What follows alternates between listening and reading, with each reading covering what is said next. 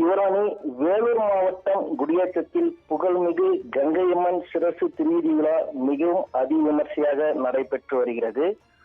ஆண்டுதோறும் வைகாசி 1ஆம் தேதி சிரசு திருவிழா நடைபெறுவது வழக்கம்.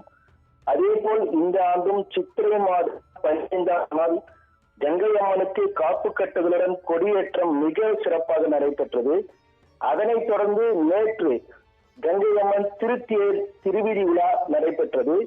விழாவின் முக்கிய நிகழ்வாக கருதப்படும் கங்கையம்மன் சிரசு திருவிழா இன்று நடைபெற்று வருகிறது.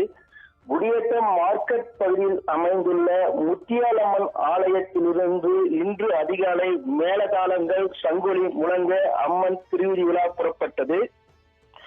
வழிநெடுகிலும் பக்தர்கள் அலைக்கடல் என பக்தர்கள் அம்மன் சிரசு நிகழ்ந்து வரும் அற்புத காட்சியை கண்டு ஓம் சக்தி என வழிபட்டு வருகின்றனர்.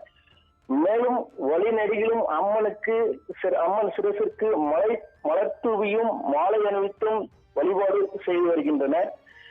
கங்கை அம்மனுக்கு நேர்த்திக்கடனாக வேண்டிய பக்தர்கள் அம்மன் சிரசு வீதியின் உலாவின் போது பல லட்சம் கோடிக்கணக்கிலான தேங்காய்களை உடைத்து தங்களுடைய வேண்டுதல்களை பூர்த்தி செய்து வருகின்றனர். அம்மன் சிரசானது பக்தர்களுக்கு காட்சியளித்தவாறு திருவிழாவாக கவுண்டன்ய மகாநதியில் அமைந்திருக்கும் கங்கையம்மன் ஆலயத்தில் கொண்டு சென்று பக்தர்கள் வழிபட இன்று வைக்கப்படும். மீண்டும் இரவு புறப்பட்டு கவுண்டன்ய மகாநதி ஆற்றில் கரைக்கப்படும். கங்கையம்மன் சிரசு திருவிழாவிற்கான தமிழ்நாடு மற்றும் அல்லாது அண்டை மாநிலங்களான ஆந்திரா, கர்நாடகா, கேரளா, பாண்டிச்சேரி ஆகிய பகுதியில் இருந்தும் பல லட்சம் பக்தர்கள் வருகை தந்துள்ளனர். இந்த ஆண்டு சிரசு திருவிழாவிற்கான சுமார் 9 லட்சம் பக்தர்கள் வருகை தந்திருக்கக்கூடும் என கணிக்கப்படுகிறது.